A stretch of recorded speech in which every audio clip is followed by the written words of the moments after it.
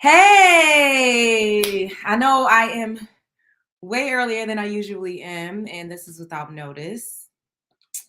But we in the building. I'm waiting for my love bugs to join me on this lovely Friday afternoon. Waiting for y'all to come on over.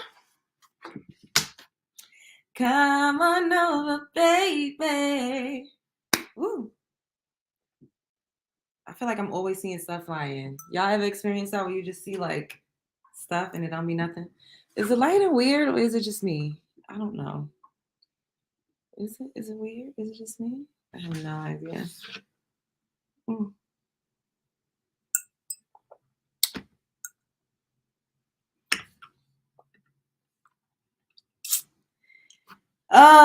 Today has been a great day. It actually was kind of nice outside. I went for me a nice walk.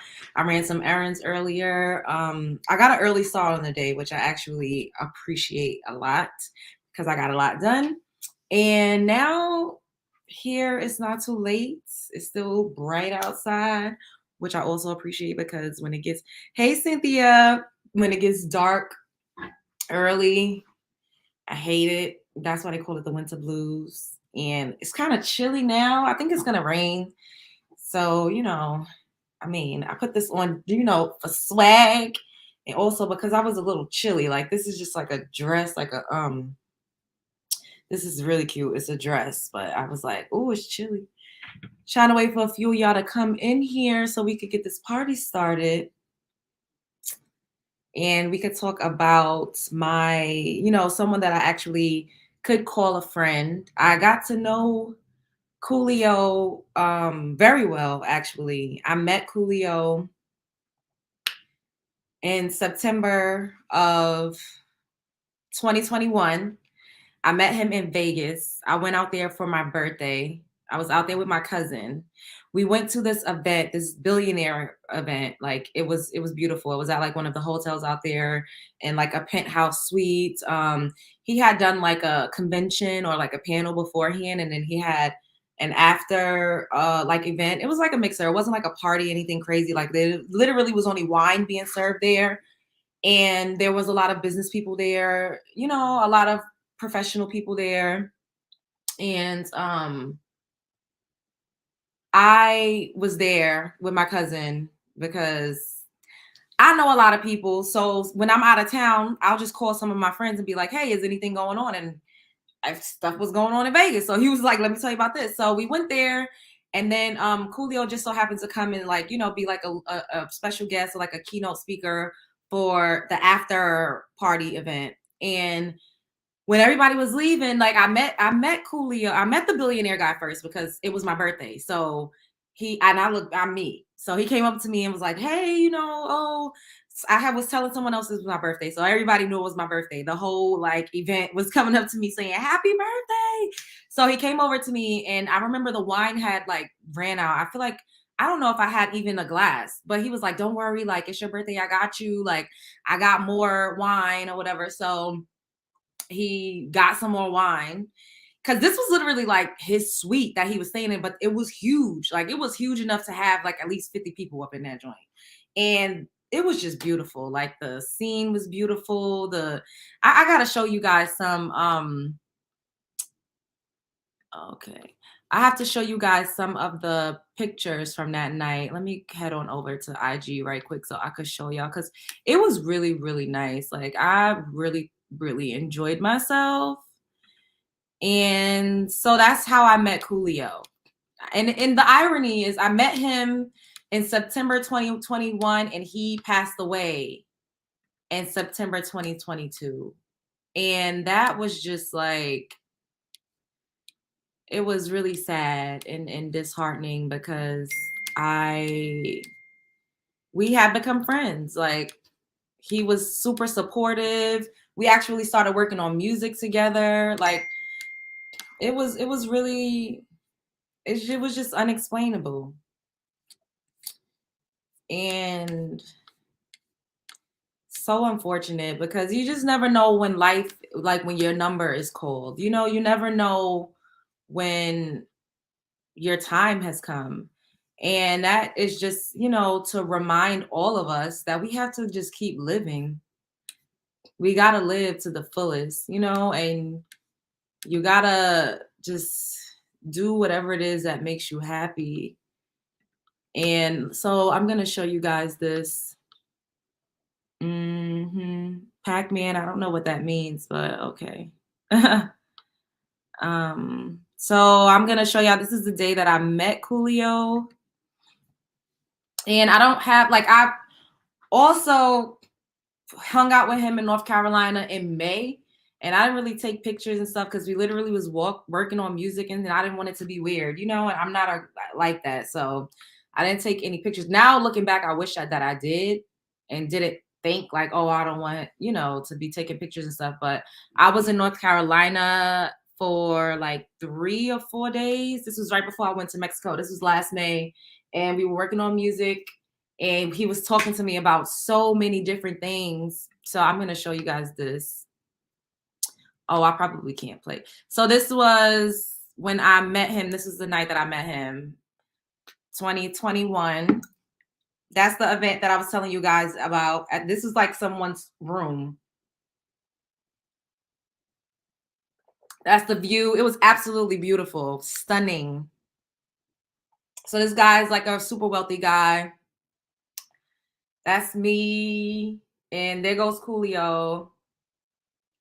And that's my cousin that I was with. She was with us the whole time. You couldn't see her because, she recorded me or whatever. But so I was thinking about you when I saw that report. Yeah, so I'm telling you guys to say this. Like when we would talk, when we hung out, when I went to North Carolina in May, he was like, his cousin Jerez, the one that actually made the report. Let me pull that up. I'll pull this up and then I'll talk about what I'm about to say to y'all. And my life is a fucking movie. Like I have no reason to lie. I know it's easier to probably question or not believe because I'm me, but I still live amongst pedestrians. And I know pedestrians is just a person that's walking across the motherfucking street, but I like to say pedestrians. I get that. However, life is going to go the way it's supposed to go. You never know who you're going to connect with. You never know how you're going to work with somebody. You don't know who the fuck is who. You know what I'm saying? It's easy to make assumptions and to discredit and discount people's stories and accounts, but I'm not sitting up here capping. Like, and I don't have to. I mean, it's not like we're all people at the end of the day. But this, let me show y'all this. Okay. Why is the lighting dark? Or is it just me?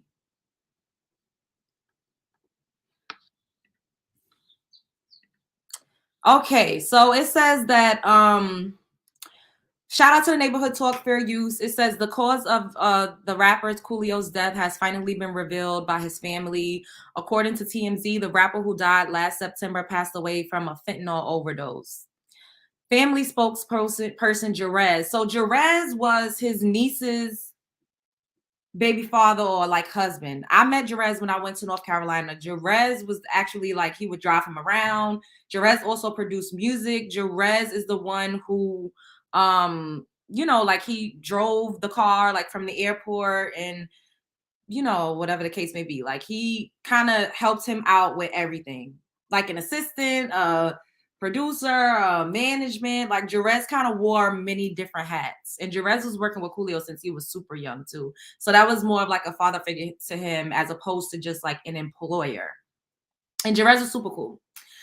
So Jerez Posey tells TMZ Coolio's loved ones just got the news from the coroner about the cause of death. Fentanyl was found in his system as well as traces of heroin and methamphetamine. Jerez says investigators determined Coolio's severe asthma and decades of long use of cigarettes. He absolutely did smoke a lot of fucking cigarettes. Also played a factor in his death and his body's inability to fight back. Despite the tragedy, the rapper's family will continue to keep his name and legacy alive and plan to create movies and documentaries about his life. Yeah. So it says that he was found on Wednesday afternoon when he passed away at in a bathroom at a friend's house. And honestly, we all know that he had struggles with drug addiction and drug abuse. I know that. He talked to me about that. He told me that he did meth before and coke and every fucking thing else. He told me about other celebrities that do that and do a lot of other shit, but I ain't gonna tell y'all that just yet. I maybe I will at some point, but not while I'm still work building my way up. I'm gonna put it like that. Cause I got a lot of stories. I know a lot of shit, but I don't get up here and say it because I'm still I gotta be a little more far removed than the inner city than what I am, should I say, before I start saying shit. Like, I'm not Jaguar, right? I don't have a husband that I'm on the road on a run with. Like, it's literally just me. So I can't be saying certain shit. Like, anyways, he told me he had recently bought a home in North Carolina because he also had a residence in Vegas. He recently got a residence in North Carolina because he told me that it had the most fertile soil in the country and he wanted to start farming. So health was like really a big thing to him. And I was like, yo, like this is so dope. You know, like health is he always was so proud of the fact that he actually stopped being addicted to substances. And he was telling me about some heiress that he was dealing with overseas and Germany or whatever, how she was like most people that are elite or that are like in the upper echelon in this country are heavily into narcotics and they're heavily drunk the fuck out. We just gonna call it what it is. Like, ain't nobody gonna talk about it. People ain't gonna say it, but they are, you know, on a lot of different substances. This is how they cope. This is how, you know, they keep themselves going, especially artists as well, because, you know, think about it. When you're doing shows day in and day out, then you got to do meet and greets and you're constantly running like a hamster on a wheel. So lots of times they do narcotics in order to keep the engine going, in order to keep themselves fueled. And it's not always necessarily street narcotics that you would consider bad. And a lot of people misconstrue the fact that a narcotic is a narcotic, whether a doctor prescribes it to you or you get it from the street. If it's white, it's given the same thing. All Percocets and all of that. No, you get that administered to you at the hospital. They just give it to you in smaller doses. They monitor how much you take. It's the same stuff that you get on the streets. They mind fuck us so much to think that they not out here really the biggest ones moving weight. The biggest ones moving weight. Got that RX on the awning or on the prescription that they give you? Got that RX? Where y'all think they getting all of this stuff from? Anyways, with that being said, we had a bunch of conversations. I used to talk to him nearly every day at one point. And he was telling me he stopped. He was like, I'm too old for that. Like, I want to be here for my grandkids. I want to be able to run around, you know, like I want to get back on the road. And this was like right off the cusp of the shutdown. So he was super excited. I saw like right before he went back overseas is when I was in North Carolina and I was supposed to go with him to do some shows and do some things, but he passed away before any of that could actually materialize. And which is like, whoa. But he told me, like, I don't do that anymore. Like, I want to live.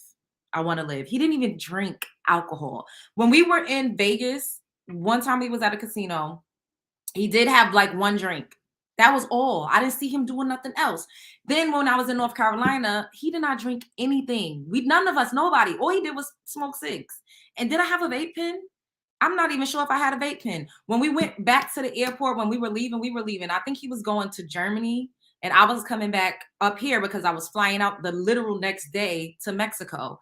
And we had one drink at the airport. One. It was I did not see this man do anything. And this is me not saying that he possibly couldn't have done it when he was with somebody, but he also smoked marijuana. And y'all, I'm going to reference Jaguar again. We all heard Jaguar Wright say, oh, my husband's smoking that weed laced with the fentanyl. So y'all don't think that it's possible that somebody could have laced something that he was, you can even dip that a cigarette in it. And this is just me speaking. I'm not saying that he completely stopped. People relapse all the time. I just don't think that he would have jeopardized the fact that he was finally getting back on the road. He was so happy and excited. If you go and look at his Instagram, you'll see that he has started doing shows again because the country and country started to reopen. And it was just a bunch of things that he was working on, even stuff that I was going to be included in. And I just, I was really sad when I found out that he passed because I'm like, dang, I just spoke to him. Like we was on FaceTime and I don't know where I feel like I don't know where he was, but he did a lot of stuff in Europe. And he was like, I'm coming back. When I come back, you're gonna come back out to North Carolina. We're gonna finish working on these songs. We're gonna put this shit out. We gonna go and do some shows. And I was like, okay, like it's lit, like it's up. Like let me know whenever, like schedules or whatever. He was like, we don't have to. He was very impulsive, so it was no planning in the head. It was just a call, like, all right, I'm gonna send you a flight or what you doing. And I mean, the industry is very much so like that. Creative people are very impulsive in general. So when I was trying to figure out how it happened, and I saw that they said he OD'd in a bathroom, I just was like, that don't really sound like something he would necessarily do. I mean, I could be wrong. I don't know. I'm not sitting up here saying that. What would Jack say? It was Rock Nation.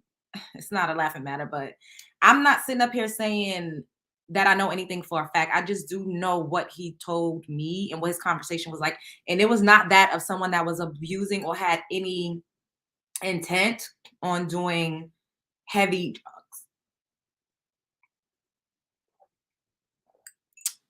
He seemed like somebody that wanted to live. He was health conscious, like he paid attention to what he ate. He didn't overindulge in food. Like he wore like a weight vest. So, like he really was like into getting himself all the way together and just being able to maintain his energy so that he could go back on the road, which he started doing while we were, building our friendship. And he just wanted to live. And he also told me that, he had got in trouble because he went on a show and he started talking about Hollywood and like the elites and, all of the things that go on. And after that, he said that his son had been arrested. And he was like, yo, they don't get you through they go through your family. And because I always asked him, like, with the stuff he would tell me, I'm like, yo, this is so insightful. Like, why don't you talk about this? He was like, low key kind of scared. Like I can't talk about this because it's not gonna end up well for me. And he was like, it's not even about me. It's about what they'll do to my kids. Like I have children and I have grandchildren now. So he was just always more aware about what it is that he did. And that's why I just think it's ironic that these days a lot of artists and a lot of people in general are passing away due to fentanyl ODing. And I think we don't realize that once again, like I said, they already administer that in the hospitals. But of course, they, regulate how much you get.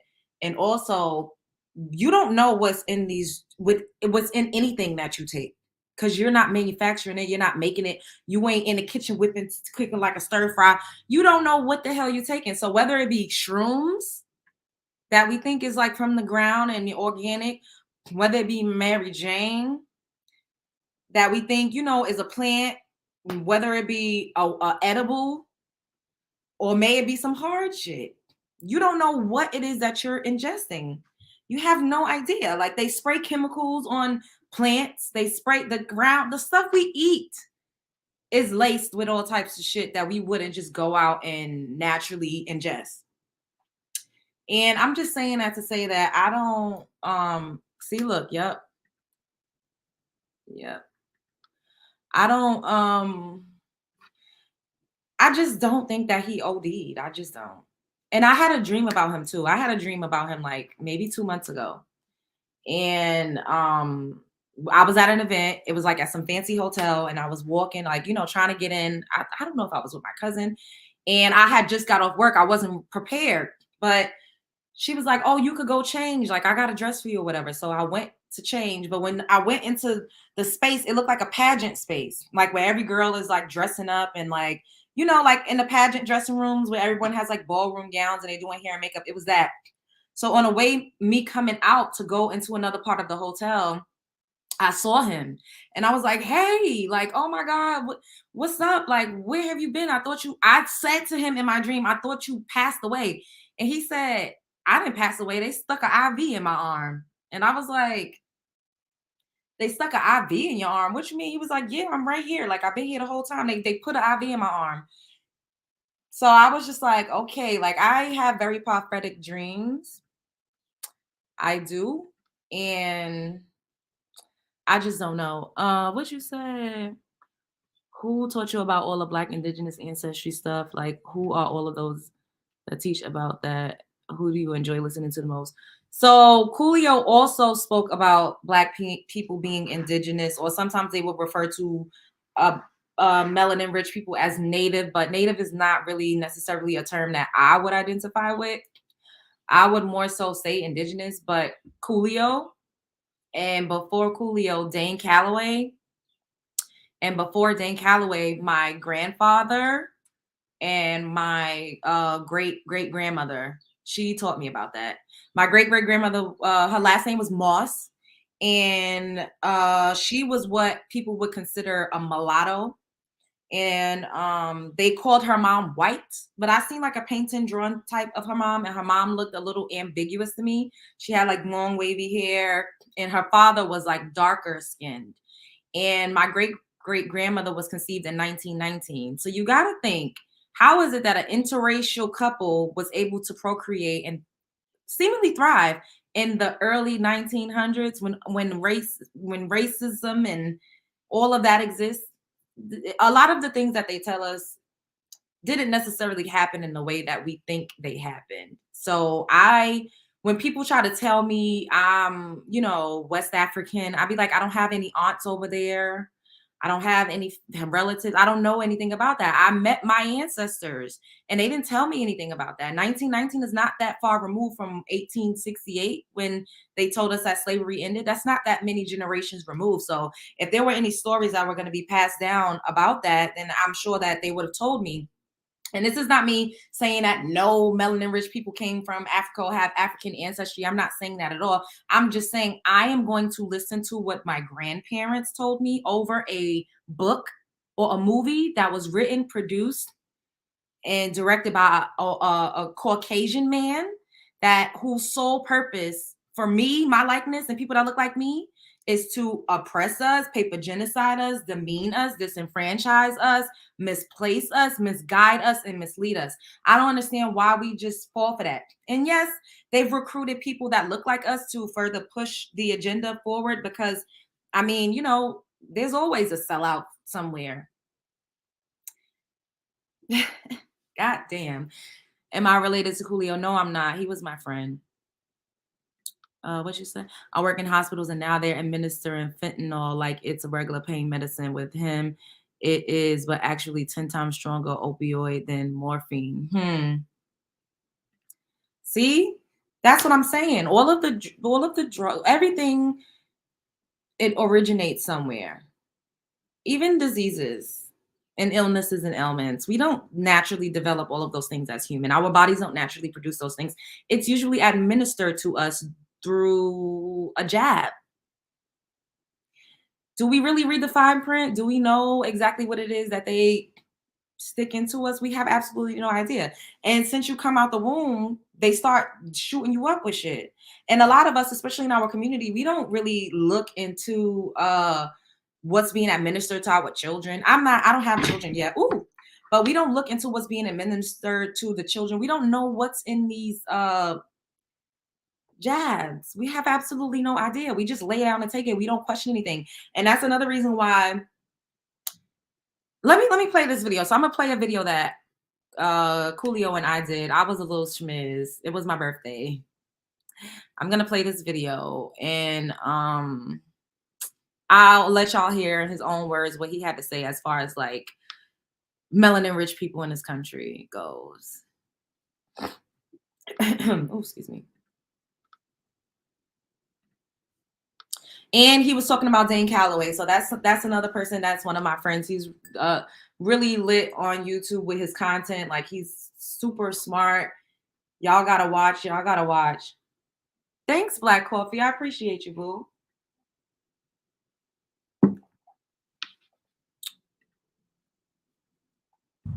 Dane, I'm with motherfucking Coolio right now. Dane, I tried to reach out to you several times. We didn't I even see support you, you. bro. I think you one of the most important black men in America, bro. I think you need to be protected, guarded.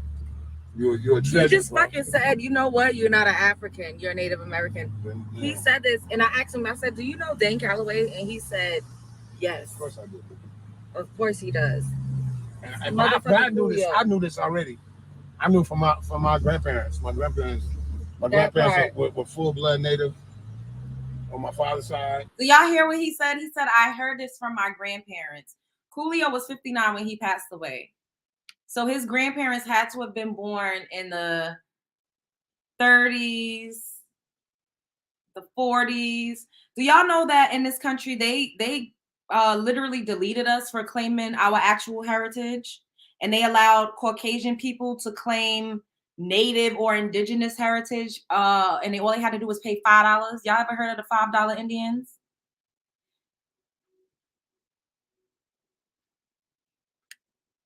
And then my mother's grandfather, which is my great grandfather. My mother's grandfather is was full blood Chata. Yeah. Not Chata. I know the right pronunciation. And I've been trying to tell niggas all the time what they are, that they need you.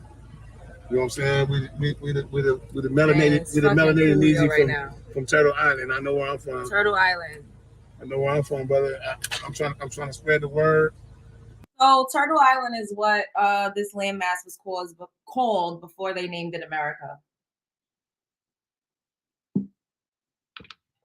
Motherfuckers listen, but they don't give a fuck. And that's the shit that the white man, that's that eugenics shit. You know, they didn't steal that shit in our people so bad that they don't want to think different. You know what I mean? I support you though, bro. We support you. I support you, bro. And, you know, whatever you need, whatever you. Oh my God, I was lit. I got soldiers out here too, ready to ride. And they ready to put their money together too. I got niggas that's ready to go buy 1,000 acres. That part. And start a fucking city. Exactly. That's what I always be talking about. That shit crazy. I believe that's probably the rest of the video. Yep. So I don't want to play any of Dane's. Oh, thanks, Juanita, for becoming a member. Never heard of that. I remember this golden video. Yes. Make sure y'all hitting the like button on y'all way in. Europe, where the handler colonizers were. That's true. Many of those Pan-African. Wait, what you saying, Mark? Many of those Pan-African, Afrocentric speakers all ended up going back to Europe after their assignment of trying to convince our people to go to Africa was over. None of them went themselves. Yeah. My mother recently passed away at 59. She was definitely highly conscious of our indigenous background. R.I.P. to your mother. May she sleep in peace. But a lot of the terms, even the ancestry, like the ancestry, it's just all a fluke. And you can't tell people stuff because the indoctrination is so heavy that when you do, they say that you're a coon or you're not aware or you don't want to be who you say you are. But at the end of the day, like, who we are is American. And hey, Manifestos, hey, Wit. Who we are is American. And like I said, a lot of us absolutely did come over here from Africa, but a lot of us were already here as well. And it has to be, you got to be foolish to think that indigenous people all around the world globally are super dark skinned and different variations of brown, except for North America. That doesn't make any sense. I mean, on the BBC network, I saw this documentary where they actually discovered some of the earliest human remains, and it was a woman's bones, and it was a woman with, they would say, African features, Afro phenotype, when in reality, she was just an indigenous woman to this landmass. We were everywhere. They misplaced us and they did paper genocide so that they could take our land. Y'all saw Bruce Beach, the family that got their land allotment back because they owned Bruce Beach. And now I saw a video where it said that the family didn't sell the land. They were run off of the land, which has happened to many of our ancestors and our forefathers. The thing is, when people are threatening you, and that's what they're trying to do to the ranchers in Colorado. I did a segment on that. Do y'all remember? Some of my returning love bugs. We did a segment on the ranchers in Colorado that has acres of land out there. They have cattle, and how the locals, the Caucasian people out there, are terrorizing the fuck out of those melanin rich ranchers. If that's happening present day in 2023 and the police department and everybody else is in on it, no matter how much they call a popo, there's no resolve. And the actual owner of the ranch got arrested before any of the people that was harassing them and slaughtering their cattle and graffitiing, and doing a bunch of things on their property. Could you imagine what was happening in the 19 and the 1800s to our people that actually got a leg up? And it's a little unrealistic to think that we all just literally came off of a plantation and jumped into being millionaires and having our own communities and thriving. They don't talk about that enough because it goes against the narrative that they've been pushing on us for generations. And a lot of the movies that we see, even now, y'all know that I'm heavily into sci-fi, and a lot of the things that we watch is predictive programming. Why is it so far-fetched to believe that a movie like, y'all is gonna hate me for saying this, but I don't give a fuck, I'm gonna say it. A movie like The Roots wasn't predictive programming. How do we know? We weren't here. The history that we know is the history that has been given to us by people that don't like us. So what makes you think that they're going to tell you the truth? I mean, just use your fucking noggin. And on top of that, they always say, oh, every black person think they got Indian in them. If everybody is fucking saying that, is it not even worth looking into it to see if there's some type of truth to that? Yes, hit the like button, y'all. Yeah, it's a lot going on. Hit the like button.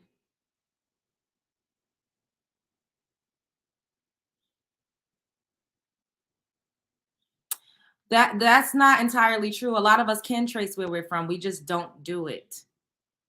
And it's not 23andMe. Literally look at your records. If your people came off of a slave ship, first of all, I ain't never seen a slave ship in my goddamn life. I done seen artifacts from fucking 1492, but I've never seen an actual slave ship. Like an actual slave ship. I've never seen one. And it's unrealistic to think that thousands of people, hundreds of people were packed like sardines on a boat, right? Y'all is not gonna like this, and I really don't give a fuck. I gotta say it. I have to. It's unrealistic. It's not logical to think that hundreds of people were packed on a boat, chained together, inhaling feces, blood, vomit, survived a 3-month trek, no sufficient food or nutrients, right? Survived 3 months, got up, and went on a plantation. That just don't make it does not make sense. If you are in a coma, if you are bedridden and on bed rest for weeks as a regular person, and you have to be rehabilitated. You got to learn how to use your legs again. You got to learn how to use your limbs again. It's no way that you are starved, sunlight deprived as a melanin rich person, and you just get up off of a boat from being chained for months and you go work on a plantation. Who was rehabilitating these people and nursing them back to health? The slavers? Did they say, oh, let them lay down and rest for a little bit so that they could get their strength up? Let's feed them some soup so we could rehabilitate them back to health so that they could work the plantation, work the field. Then you also got to think about, how did we know how to work the field and plant crops? How do we know how to do that? Because a lot of us was already here. People don't want to hear that because we've been indoctrinated. And think about the people that wrote the books that we learned. Think about who is in control of the school curriculum. Think about what's happening right before our very eyes right now. We as hetero, if you're a hetero person, if you're biologically born a woman or a man, they're reclassifying you and they're calling you cisgender. They're calling you cisgender right now, right in your fucking face. They're telling you that it is not okay to say, I'm a biological woman. I'm a real woman. If you say that, that's not politically correct. And that is happening right the fuck now. They're allowing children to, I'm going to say it. I don't care. Look, this is not me saying that anybody's beliefs are wrong. This is not me saying that people should not be able to live how they want to live, because you are entitled to do whatever you want to do. But they are allowing children to literally just switch sides. This happening right in front of our face. And we've lived through so many changes, right? It hasn't been that long ago where on birth certificates, melanin rich people were considered colored, mulatto, Negro. Being called Black in the 50s and 40s and early 60s was derogatory. Those was fighting words. You could not call a melanin rich person Black. There was nothing about that was uplifting. There was nothing about the term Black that actually meant empowerment. It was disrespectful. And then in 1988, Jesse Jackson, who a lot of people feel sold out Martin Luther King and got him set up to be pow, coined the term African American. That did not exist before the late 80s, y'all. Right now, we're living through a moment of time where we're being reclassified as biological men and women. They're calling us cisgender. Y'all don't see what's going on? We're living through it. And when people, a generation or two ahead in the future look back on these times, they're probably not going to remember a time where a biological born woman was just called a woman. They're probably not going to remember a time where trans were called trans.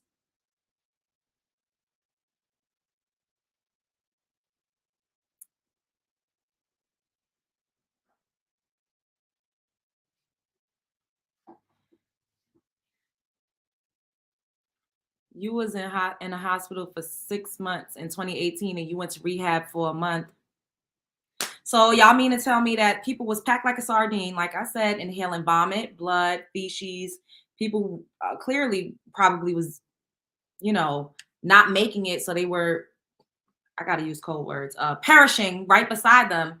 And they just was chained together for 3 months and just got up and went to the field and was on the field. Like, what?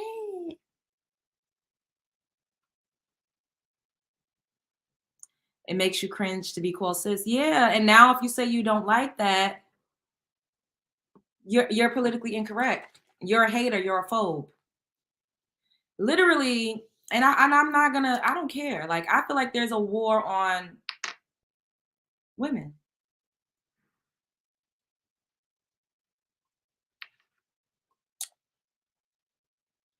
I'm gonna get more in depth on this on my Patreon.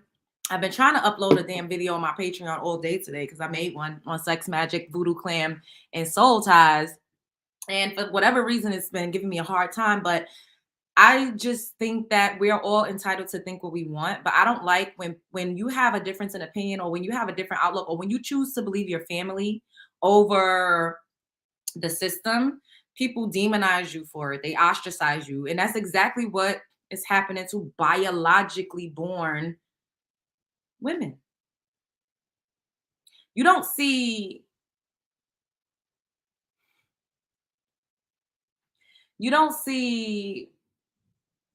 for the most part, what I can say is publicized and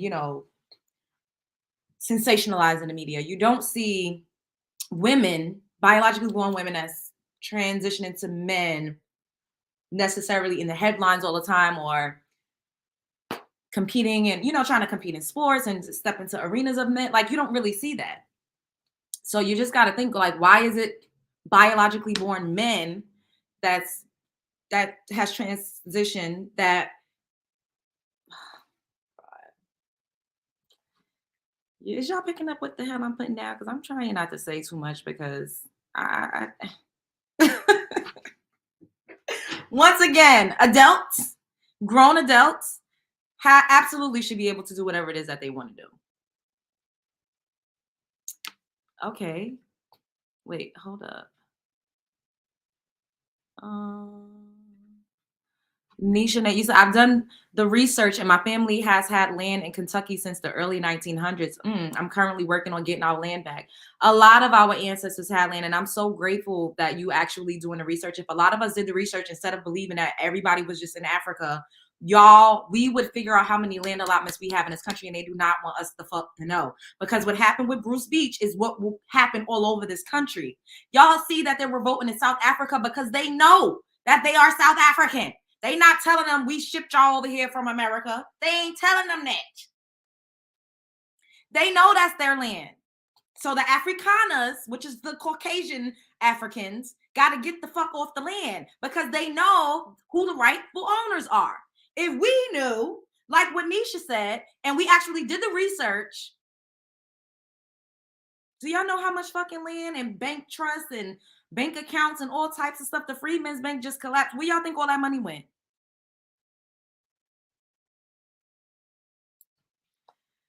Girl, stocks, bonds, all types of things our ancestors had, and it just disappeared. We just don't know because we keep displacing ourselves and thinking we.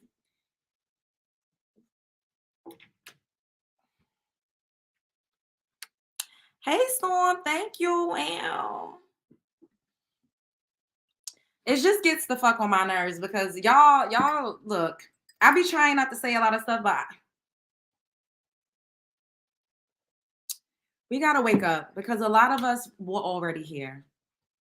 And if you want to continue to be a Pan-African, that's up to you. But go over there to Africa and see if they welcome you with open arms and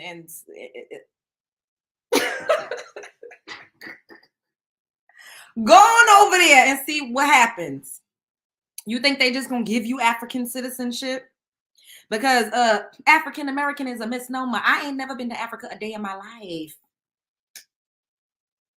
I don't have no aunties over there. I can't just go over there. I don't even know anything about. I don't know. And then we also have to ask ourselves, right? How many generations does it take for you to actually be able to claim a nationality? Because how many years, if according to what they've told us, how many years, how many generations have we been in this country, and how long does it take for a group of people to actually be able to claim said nationality after what number of generations? That's a question that I would like to pose to. Let me see something. I know, we're segueing into this because I showed you guys a video that Coolio and I did, and the things that he would always talk to me was about how so many of us were ill-informed. And once again, we have a bunch of fucking land in this country, but we just don't know. Our ancestors was ran off, threatened, harassed, stalked, the same thing, the same way of what's happening to the Colorado ranchers right now in 2023.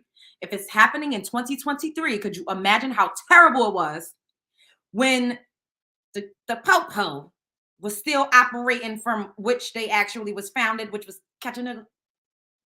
Did y'all pick up what the hell I'm putting down? Because I can't be saying all types of stuff up here on these YouTube streets because I'm, they're still trying to monetize over here and make a coin. But I got to come up here and say certain shit.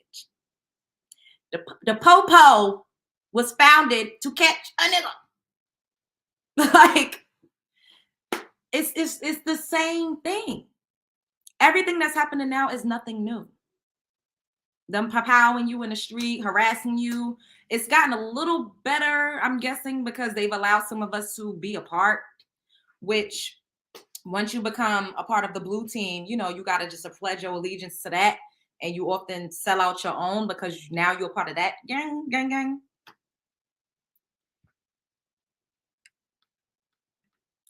They do say that we were here exploring and settling America long before everybody else. Yeah.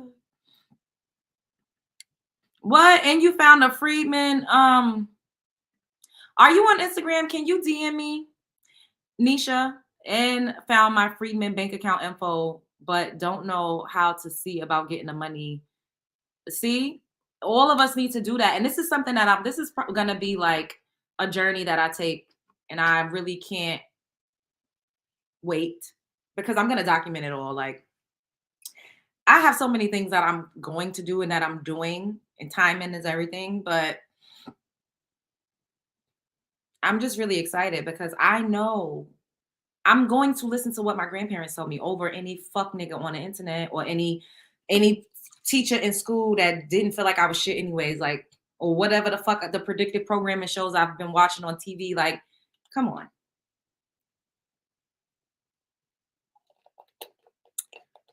It's still bad everywhere.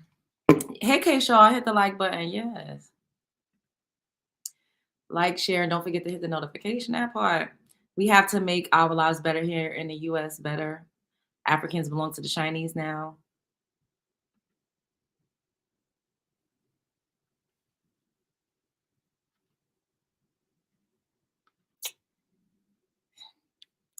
Oh, see, you said it for me. Yes, because it's still a man's world. Even when a man is trying to convert to be a woman, it's still more respected than a woman trying to transition to be a man. Ooh. And at the end of the day, misogyny is going to always be motherfucking misogyny.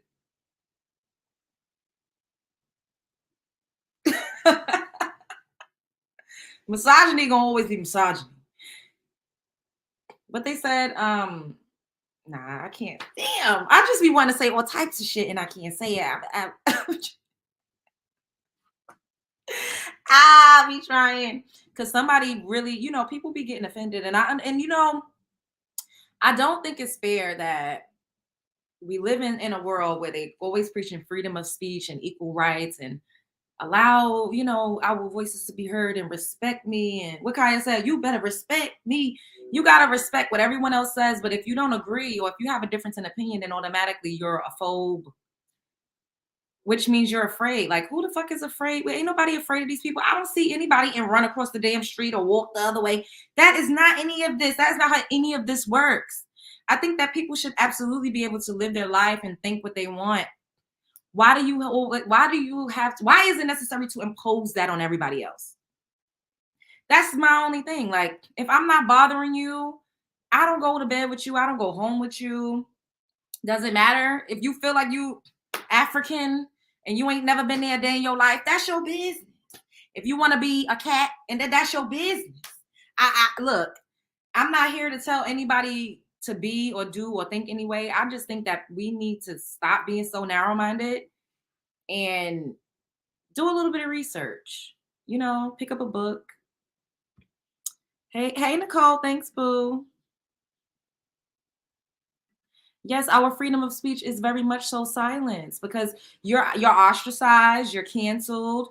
You can't say certain things. Like, even me on here, I'm constantly policing myself. Like, you can't. It sucks. Like, this is why y'all ain't gonna like me for saying this either. I respect Candace Owens and her platform because she don't give a fuck.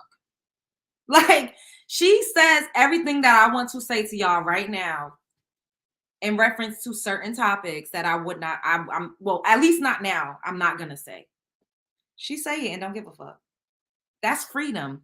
The real freedom is being able to be as expressively open as you see fit without consequence. As long as you're not hurting anyone, as long as you're not terrorizing anyone or threatening anyone, I don't know why it's such a terrible thing to literally just have a difference in opinion. That's weird. Like, you shouldn't want acceptance so bad. Like, if nobody's telling you you can't go over here and you can't do this and you can't do that, then what is the problem? You able to walk around freely and dress how you want and do what you want.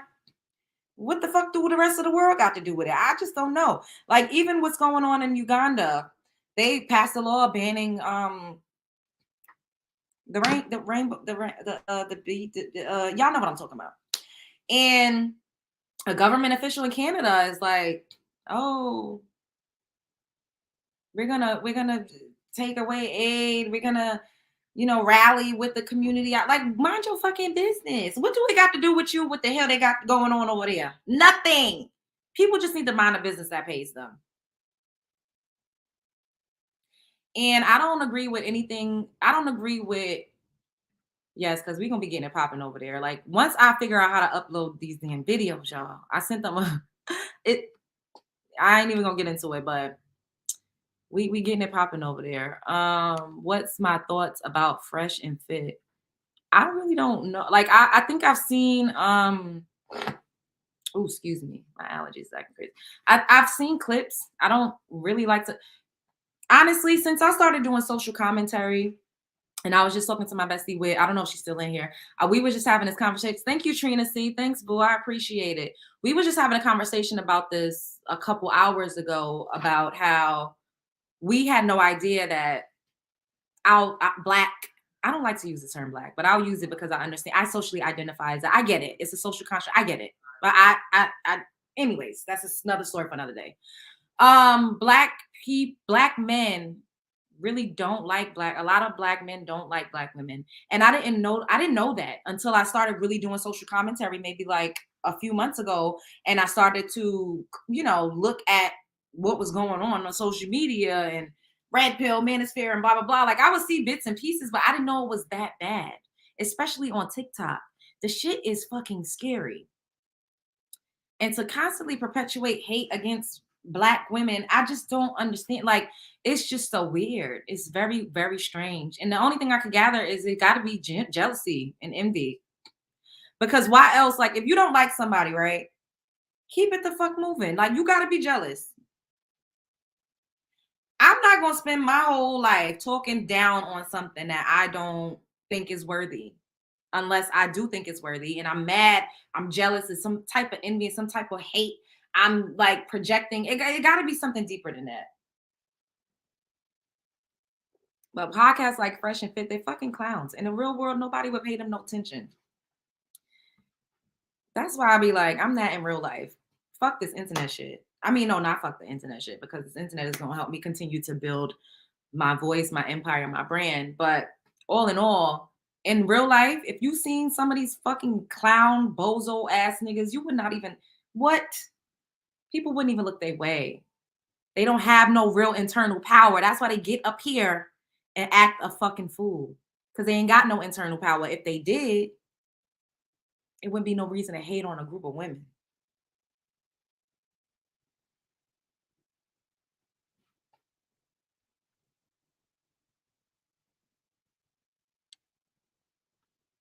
Thanks, Cassie. You're trying to believe that it's just a social media thing. Social media is just bringing it to the forefront. Like, this is really apparently how a lot of them think, and and how a lot of them feel. Like, I've had conversations with men in real life that actually think like that, and I G-check their ass every single fucking time, because you're not gonna play in my face. Like, this one guy was DMing me talking about, oh, matter of fact, no, I can't show his page though. He's gonna be like, wait, I just want to show y'all like a couple of the videos that he sent me. Let me see if I could do that. Maybe I could just go to it and pull it up. Let me see. Cause y'all, I just be looking around like, is this serious? Like, this gotta be a joke. It gotta be a joke. It just gotta be. Let me see. Okay.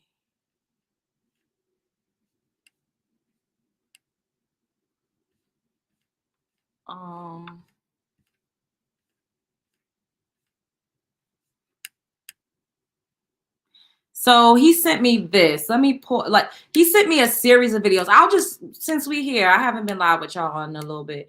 I'm gonna show y'all the oh, excuse me. He sent me a few videos. He always sending me this red pill, like, praise a nigga shit. And I just be like, bro, what are we trying to get at over here? Like, what do you want from me? Like, I really don't know. Cause I don't think I'm ever going to be that girl. I'm just not. Like, I'm not the girl that's going to let a man tell her that every fucking thing that's wrong with the black community is because of black women. That's just not me. Cause it's bullshit. It's BS. At the end of the day, men are supposed to be the heads, right? They're supposed to be the leaders. So the women that's under you, because you're a leader and you're an alpha, is a direct reflection of what the fuck. Y'all picking up the hell I'm putting it. I can't. Excuse me. But when they see us with other races of men that treat us better, they behave. They do, and then they go over to, you know, other races of women, and they talk about us like a dog in the street, and they compare us constantly. And what if we compared them to white men? What if we talked about how white men literally run the fucking world, own industries, own businesses, own corporations, own land, own import, export channels, own the media, own every fucking thing, including people. Whoop. What if we talked about that? That would be terrible, right? What if we made a podcast and just sat up here and talked and compared black men to white men all fucking day? Maybe we should do that as a social experiment. How y'all think that will roll over? If we just literally got the fuck up here and wrote a pro and a con list with dating a black man versus a white man, marrying a black man versus a white man. Why is a white man better than a black man? What if we did that? How would they feel? We don't do that. Because guess what? We always maintain our loyalty to fuckery. I'll just say that. And Cynthia G call it black male worship. She called me a black male worship.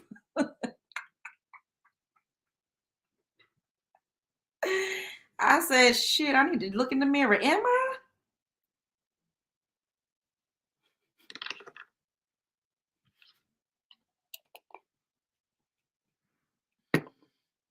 Oh my God. I should do that for comedy, right? And do like a parody and do that is a great idea. I should do that. I should. And I think I will do like a skit and you know, show a side by side of black men constantly comparing us to Caucasian ladies that, first of all, did not have the same experience as we did in this country. Does not have to, how could you compare women that have a different upbringing? First of all, trauma is passed on through the womb. We store 14 generations of DNA and genetics in our body. We already know the type of things that we've been experiencing since the inception of this country. If anything, we should be fucking getting accolades and awards and all types of fucking shit. Because we are the most resilient groups of women out here. Yet they talk down on us when we've had to overcome so much shit. Even watching our men get beat. Y'all know how hard it is if you out with your boyfriend and he get his ass beat. It's not easy to look at him to say. So for generations and generations, we've had to endure.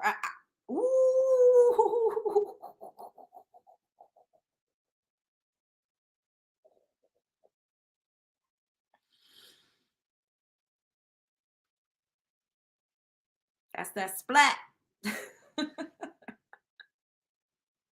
That's that splat. All right, let me play this for y'all. How long have we been up here? Can somebody do a time check for me? Because I don't know. Like, it only shows me. Wait, let me look. Let me see. 58 minutes. All right. Because I'm going to come back later and talk about some other stuff. But I really wanted to talk about Coolio and, you know, what we're talking about now. All right. Fair You. Shout out to his daughter. Okay. So the title of this is We Chose Greed and We Chose a Bag Over a Man.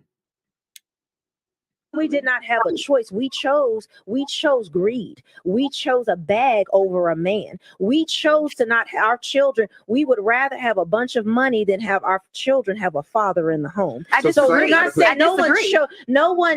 You have to know the history. This is proven speaking facts. history. No, men were not able to work and provide for their families. We were forced to take the government check. That's false. They couldn't stay in the house if they were there. That's false. Then how were they going to feed the children? False. And where would the children were fed? Women were greedy. Because it was coming from the government. No. But if the husband was home, he wouldn't be employed. Black women wanted to be like white women in the Cosmopolitan magazine. The woman who started Cosmopolitan magazine, the main editor, she is now a Catholic, and she repented from what she did. She said we were teaching women because we wanted all women to feel that we had a gripe with white men. And so, this is public knowledge. You look it up on YouTube. She talked about it. Yes, absolutely. They wanted black women to also be part of their movement and other races because it wasn't enough. The black woman and the black man had to stay together in the U.S. because it was the only way for us to overcome. What they did was with Cosmo, they lied. These were women that would say, you know what? There's a single woman moved to New York. She's sleeping with different men. She has her life. She has her own money, her education. She's getting these jobs. These women were promoting promiscuity and living a certain lifestyle when they were all married. They were all lying and making up these people because it was supposed to be a fantasy magazine. But women were taken. So to say we did not have a choice, we chose greed. First of all, so women chose greed and chose to listen to chose to listen to the Cosmopolitan magazine. First of all, I stand, this is my opinion and I'm gonna stick beside it. Feminism and the feminism movement was a Caucasian lady sport. They absolutely did recruit melanin rich women, for numbers like they do every other time, and we don't ever get shit out the deal, but that's however, and this is another opinion, and I'm gonna stick beside it. We have worked since the motherfucking inception of this country. Melanin rich women have never been able to rest in femininity. We've never been able to choose greed over a man. We always had to work. We always had to work. We always had to work. So what the fuck are these people talking about? It's the delusion for me. Because what? We listen to Cosmopolitan. First of all, melanin rich women ain't have no goddamn time to be reading no goddamn Cosmopolitan article or whatever the hell she's talking about. If anything, we read maybe Jet, maybe Ebony, but we was not reading Cosmopolitan. What? They lying like a Persian rug. We always worked. We worked for the fucking white women while they was out running them up, doing whatever. We was taking care of their kids, raising a fucking nation. We was the maids. We was the seamstress. We always worked. Why they keep lying like that? And if the government had to step up, it's because it was supplementing something.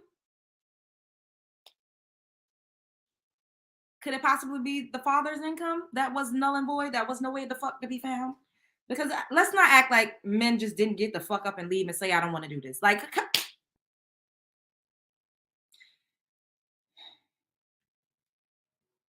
please sign up for my Patreon so we can get it the fuck popping, y'all. Yes, we did. We always worked. This shit on the internet is a fucking fluke. Men and women in our community is going 50-50. There are more men living off of women than there are men that's fucking trick daddy the fuck out and sugar daddy out. They is lying. It's getting on my nerves. They lie like a Persian rug. They lie. The average everyday woman and man, everybody works. And then the woman also has to do the child rearing. She has to take care of the house. She got to walk and have a wet coochie for her man, or else he's going to cuss up a filth and blame her for why he's cheating, which is he's probably going to do anyway.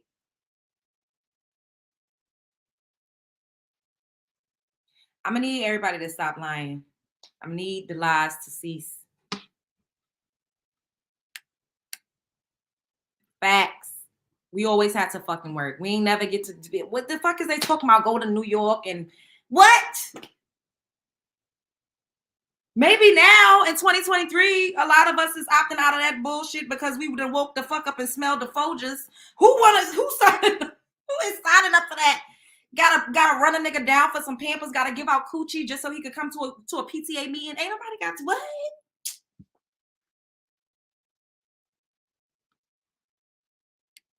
Black women definitely read Cosmopolitan. All right, boo. But did that influence you to leave your husband?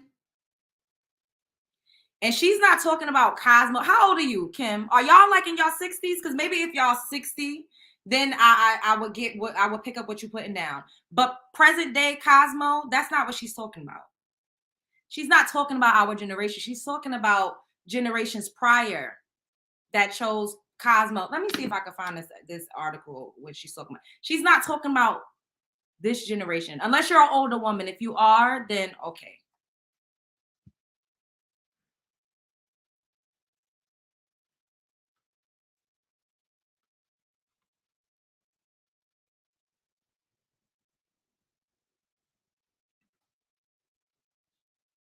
Young Gyaki.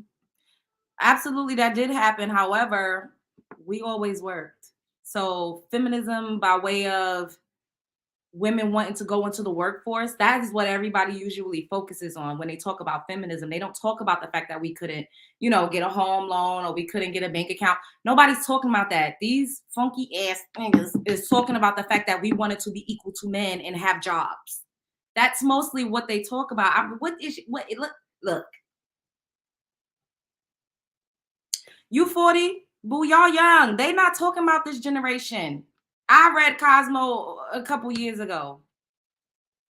Well, I'm not 40, but y'all get what I'm saying. Like, this is what I'm talking about. Like, we was not wait. I was looking for something, but I can't remember. I don't know. But I don't believe that women chose greed over having a man. I don't believe that. I don't. If that was true, then a lot of women would not be taking care of men present day. They just wouldn't. And we could pretend like it is what it is. It's something else. We let these niggas gaslight us, and it's a crock of shit. We always worked. My mother worked. My mother still work. Well, no, my mother is not working. She said, "Thanks, Cynthia, for becoming a member. Thanks, boo." My mom, she retired super early, but she worked for years and years and years. My aunts worked. My grandmother worked. My great grandmother worked. My great great grandmother worked.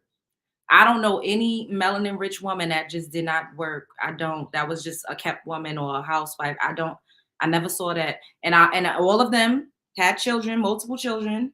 All a man did was go to work. If they did, because a lot of them men did not even. A lot of the men didn't even go to work, y'all. They was a little fake hustler for a little bit, and then they just laid the fuck down. The woman had to come home, clean up, take care of the kids, and do everything. And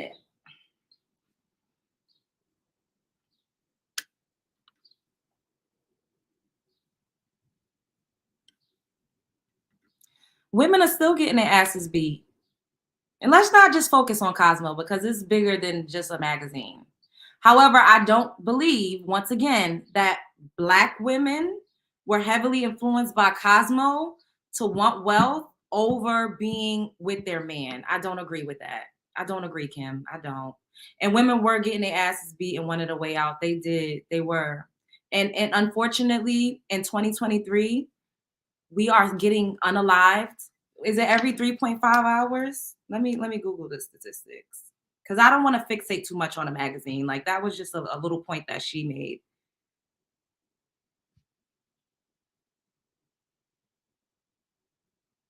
Oh, your grandma dropped out of the Navy. Oh, okay. And was working in her early 80s. Made my grandma move from Cali. Oh, your grandpa made my grandma move from Cali to East St. Louis, Illinois. She had to get up and work. Hello, and still took care of the kids.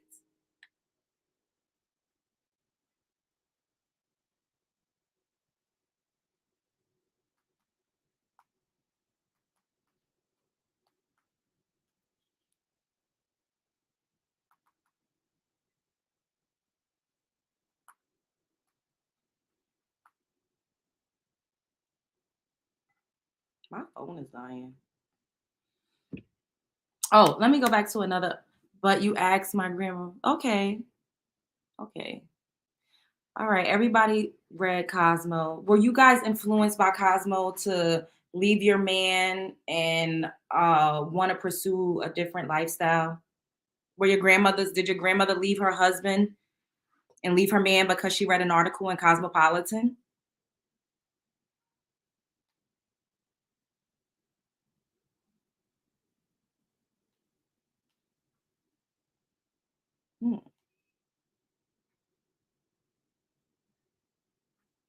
This is sad.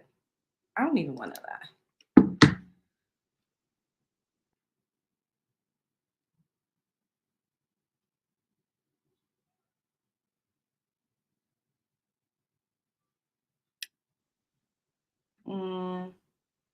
So feminism is why women can leave their men now. I don't know. Maybe you are lost. I read Cosmo for sex advice. I used to be reading stuff like that too. Nope, never read Cosmo. Jet. Yeah. Oh, let's go back and I want to show y'all another video from here. Let's see.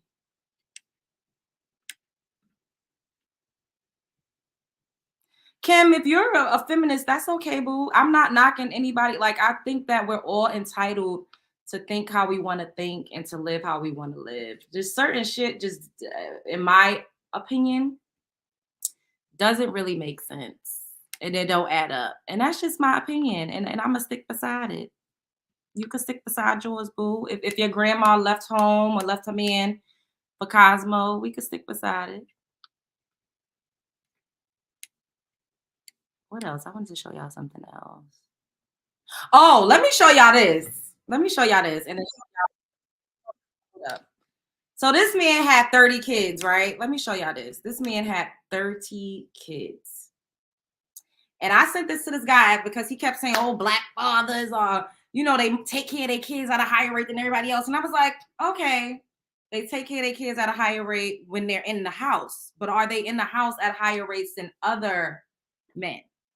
He didn't have nothing to say. So I sent him this video.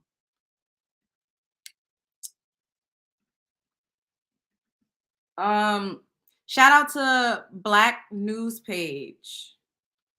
Supposed to divide it equally. The problem is some of the women are only getting $1.49 because he does work minimum wage. So just this week he appeared in court and he's asking the court to give him a break on those payments, on the $1.49 that he's giving to. A man in Tennessee has 30 children with 11 different women, and he is 33 years old. See, when he is working, his 11 children, 33.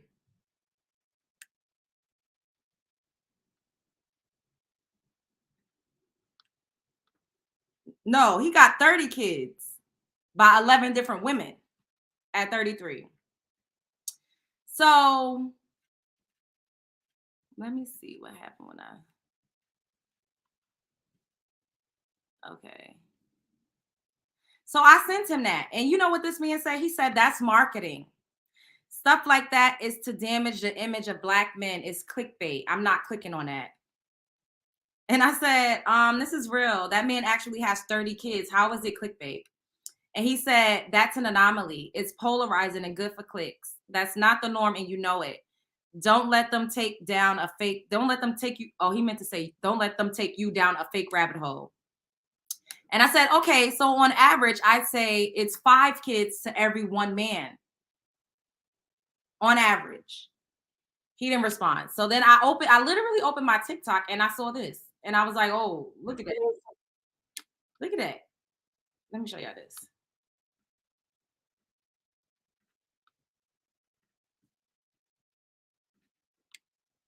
Yeah. 23, 22 baby mother. Real bad man. And that's a Jamaican black man. So they all over the goddamn world. Yo. So so the whole, and that's an anomaly. You know that's only 1 in a million. No, it's not. A lot of men have kids all over the damn place and don't even claim their kids. They will be like, oh, I'm not sure if it's mine. I don't even know if it's mine. She lied and said she was a hoe. We done watched Maury. How many goddamn times we done seen Maury and it was multiple men on there with multiple kids doing DNA tests and they claiming with everything they got inside of them that the kid ain't theirs. How many times have we seen that? How many of y'all in the chat know men with more than 2 baby mothers? Women be out here with baby fathers too, but men in our community sling that thing way more than we just let people shoot our clubs up. They have kids all over the fucking place and don't think twice. So this is what he said in response. You have an interesting network. It seems because across all the networks I'm a part of nationally, I don't know a man with that many children. It's not even economical. Where are you getting these numbers? He's gaslighting me. I literally showed you videos. I didn't just come and type out men have 30 kids, 30 kids. Statistically, I didn't get these numbers from him anyway. I showed you videos. Look at him. Does he look like the average guy in your network or circumference? Also, it's your algorithm. You're brainwashing yourself. Be careful. Men are dangerous. They gaslight, they lie, they manipulate, and they always twist things to fit their narratives. And if you're not careful, you'll fall for it. You will fall for it.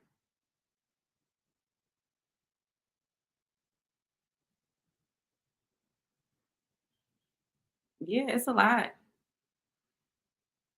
Your pops got 9 kids and 8 baby mothers. My father got 8 kids. My stepfather got 5 kids or 6. Like,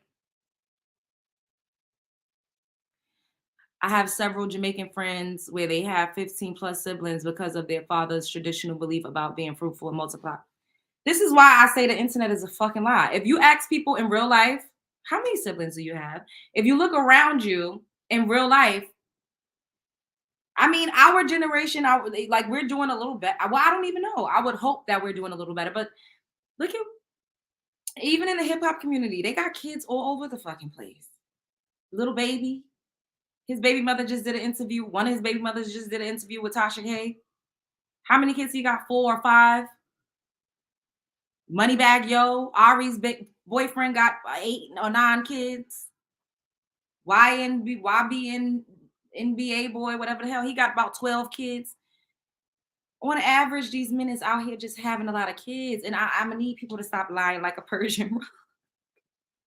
This man gonna tell me that's my algorithm. I'm brainwashing myself with the truth.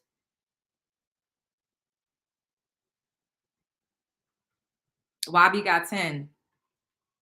A bestie of mine, her dad has 26 children and still producing.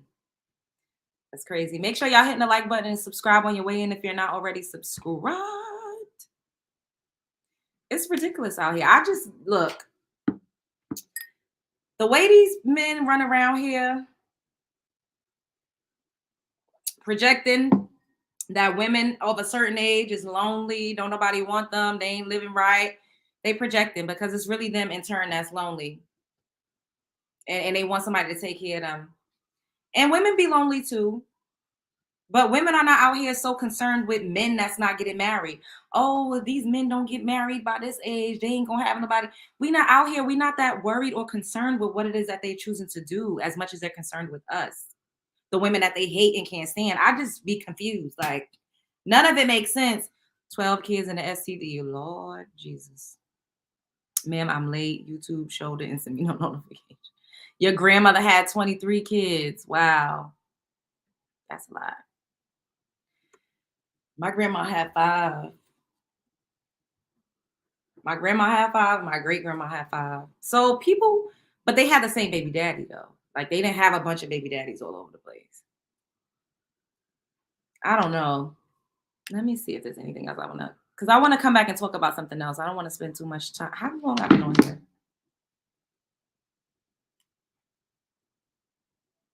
An hour. All right.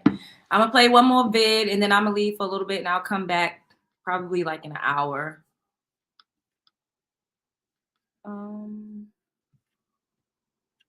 There's something else I wanted to play.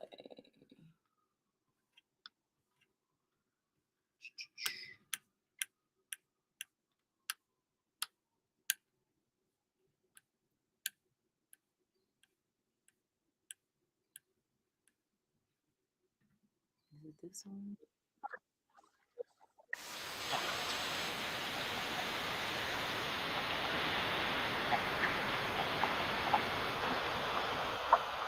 Oh my God, this is some bullshit. Wait, how could I even start this over? Wait, I gotta start this over. I don't believe this. Oh.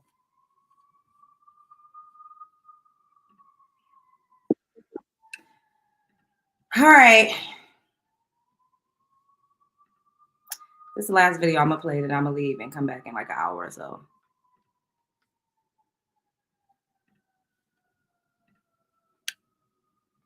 Okay, Yanis, the writer, she got a lot of videos. She gives like, I'm not gonna say it. Okay. Fair use. You gotta hear this. So 70% of inmates are a product of a single parent household. What they don't. First of all, he said 70% of inmates are a product of single parent households, single mother households. Where the fuck is the fathers? Okay, all right. Tell you is that single fathers produce similar statistics of those of homes with two parents, while single mothers don't. So the key to keep your children out of prison is the father, but mothers are awarded custody 90% of the time. First of all, there's no way that a single parent could produce the same results as a two-parent household, whether it be a father or a mother. So that's bullshit. Second of all, he's about to start talking about custody, but how many black men actually go to court to fucking fight for sole custody of their kids? These niggas be lying. This makes me very upset. Women are incentivized to leave a marriage, and prisons profit $74 billion a year. Am I thinking too much, or is there some... Women are incentivized by who to leave their marriages? Women in our community are not even getting married at the same rate as any fucking body. Y'all ain't proposing? What? Okay. sort of plan here. You gotta hear this. So 70% of inmates are a product of a single parent household. What they don't tell you is that single fathers produce similar statistics of those of homes with two parents, while single mothers don't. So the key to keep your children out of prison is the father, but mothers are awarded custody 90% of the time. Women are incentivized to leave a marriage, and prisons profit $74 billion a year. Am I thinking too much, or is there some sort of plan here? So basically, he's blaming single mothers for Black grown-ass men committing crimes and going to jail.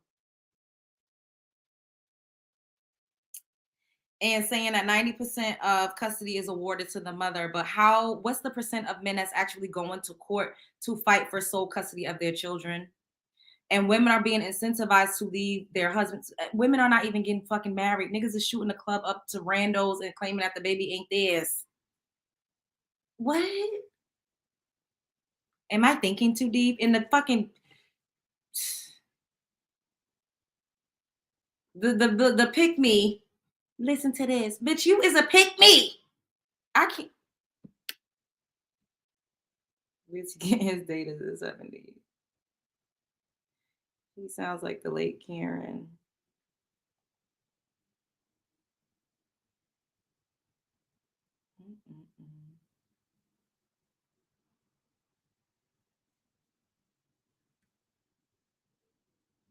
All they do is blame Black women, and it's really fucking tired. It's getting to be tired. Go and get your kids then. If Black women is the reason why you grow up to be a grown-ass man and go to jail. Get your kids. Be the change you want to see. I'm the change I want to see. Be the change you want to see, Black man. Get sole custody of all of your children. Take all of your baby mothers to court. Or get married as soon as you knock a woman up. Do the right thing. Live in a house. Raise your children. Give them a two-parent home. Make enough money to where she doesn't have to get on welfare. How about that? Maybe try something new. Stick around. Work it out. Work through it. So that y'all won't go to jail when y'all grow up.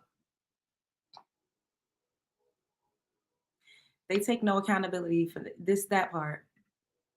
That part. Black fathers really get custody or visitation rights. How many Black fathers are going to court to get custody or visitation rights?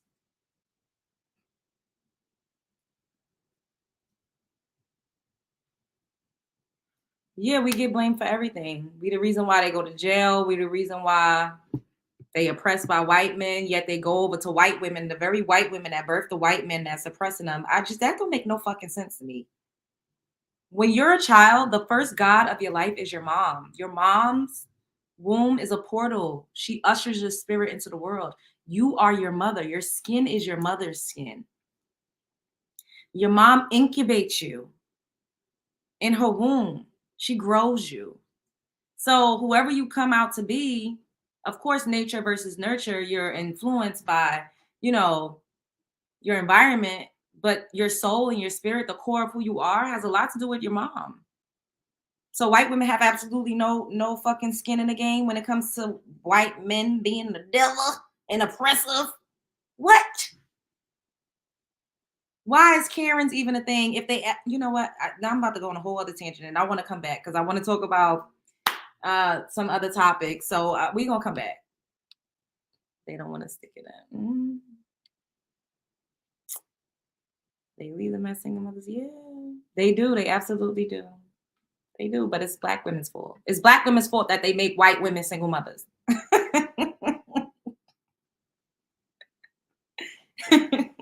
Black women's fault that is a bunch of tragic biracials running around. I shouldn't have said that. Oh, I shouldn't have said that. All right, I'm leaving. I love y'all. Like, comment, subscribe. Spread love is the Brooklyn way. Share because I know you care. Ooh, ooh.